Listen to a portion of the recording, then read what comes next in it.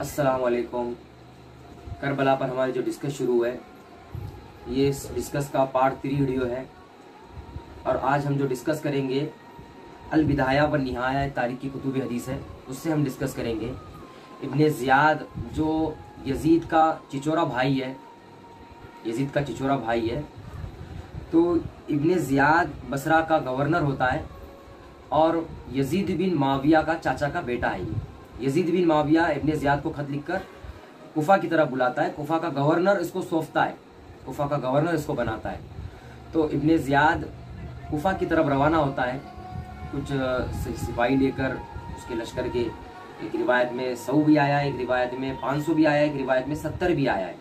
तो लेकर कुफा में तशरीफ़ लाता है। कुफा के लोग भी, सारे लोग वो समझते हैं कि इमाम हुसैन तशरीफ़ ला रहे हैं, इमाम हुसैन तशरीफ़ ला रहे हैं। बहुत खुश हो जाते हैं वो सारे लोग, बहुत खुश हो जाते हैं। जैसे इब्ने ज़ियाद कुफा में तशरीफ़ लाता है, कुफा में इब्ने ज़ियाद वो अपने चेहरे को ढाँप कर, इतना नकाब लगा कर वो कुफा में आता है। तो सारे लोग जमा होते हैं। सारे लोग जमा होने के बाद वो समझते हैं कि हुसैन इब्ने अली आए हैं, इस्तकबाल करने के लिए खड़े हो जाते हैं कि हुसैन इब्ने अली आए हैं, हुसैन इब्ने अली आए हैं।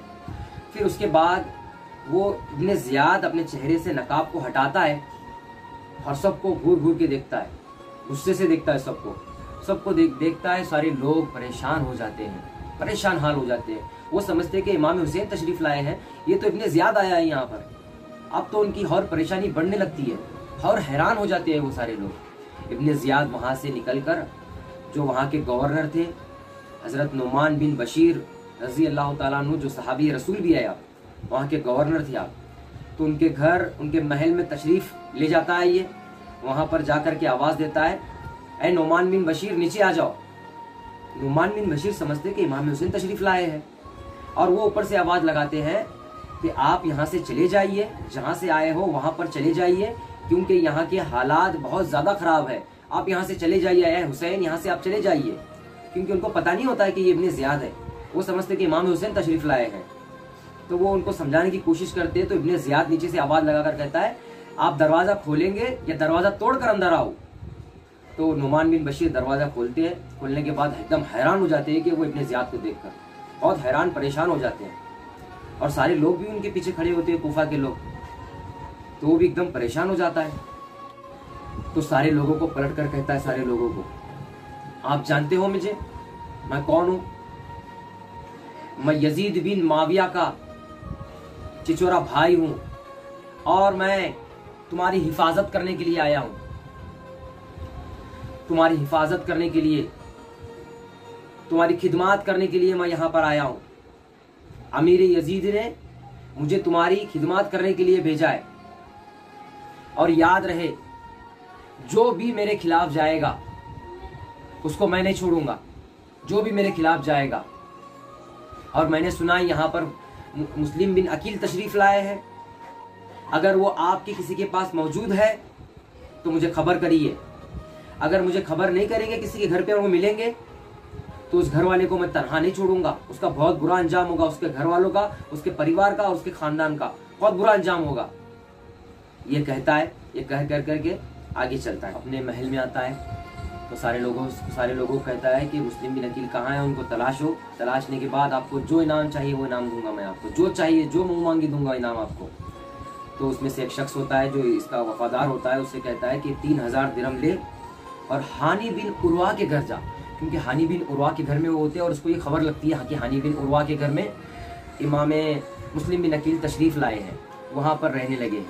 तो ये हानी बिन उर्वा के घर 3000 दिरहम देकर भेजता है और उनसे कहता है कि तू बसरा से आया है और बसरा के लोग ये जो माल है बसरा के लोग आपकी खिदमत में आपके लिए दिए हैं और मैं बसरा का रहने वाला हूँ, मैं आपके हाथ पर बैत करना चाहता हूँ। ऐसा बोल के उसको रवाना करता है। तो वो सीधे हानी बिन उर्वा रज़ी अल्लाह ताला अन्हु के घर आता है। आने के बाद कहता है कि मुझे मुस्लिम बिन अकील से मुलाकात करनी है और उनसे मैं बैत करना चाहता हूँ, क्योंकि मैं बसरा से आया हूँ। ये कहने लगता है, मैं बसरा से आया हूँ, मैं उनकी बैत करना चाहता हूँ। तो इस पर हज़रत हानी बिन उर्वा रज़ी अल्लाह ताला अन्हु को यकीन होता है उसकी बातों से। तो इमाम मुस्लिम बिन अकील को बुलाते हैं। बुलाने के बाद ये जो शख्स होता है, ये शख्स इनके हाथ में 3000 दिरहम देता है और कहता है कि ये बसरा के लोगों ने आपके लिए दिया है, आपके खर्चे के लिए दिया है, आपके लिए, ऐसे बोलता है। बोल करके वो शख्स वहाँ से रवाना होकर चले जाता है और सारी खबर इब्ने ज़ियाद को बताता है कि हानी बिन उर्वा के घर इमाम मुस्लिम बिन अकील तशरीफ़ लाए हैं, वहाँ पर रहने लगे।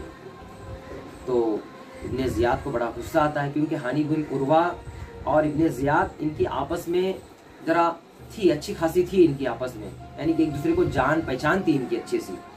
तो इब्ने ज़ियाद हानी बिन उर्वा को क्या कहता है कि खत लिखता है, लग करके कहता है कि हानी बिन उर्वा आप मेरे को मुझसे मुलाकात करने के लिए आप यहाँ पर आ जाइए। तो हानी बिन उर्वा फिर वापस खत के जवाब में लिखते हैं कि मेरी तबीयत ख़राब है, क्योंकि हानी बिन उर्वा की उम्र भी बहुत ज़्यादा हो गई थी, मेरी तबीयत ख़राब है, मैं नहीं आ सकता।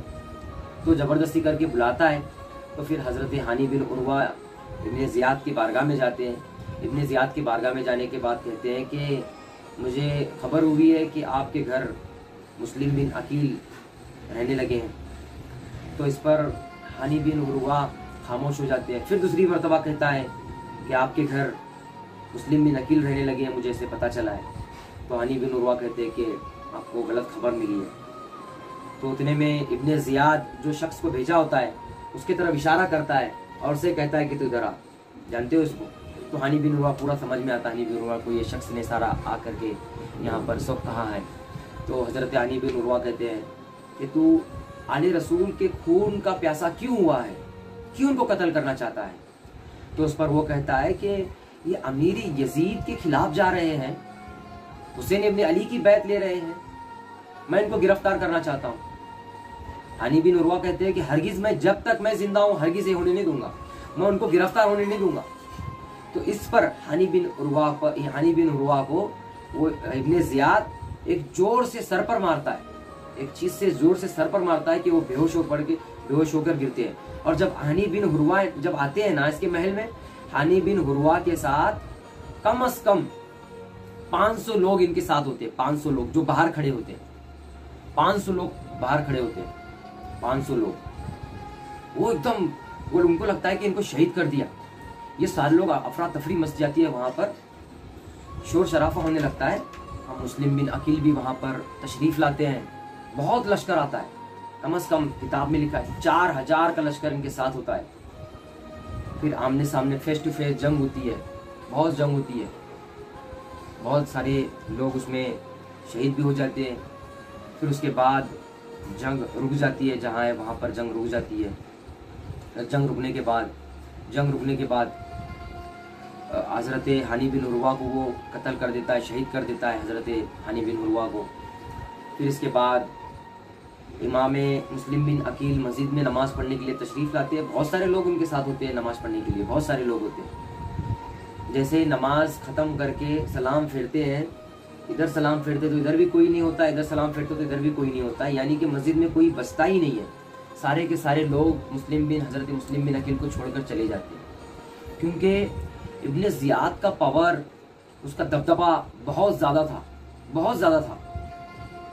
कुफा के लोग उसको इतना डर गए, इतना खौफज़दा हो गए उसके नाम से, और लोगों को डराता था भी था।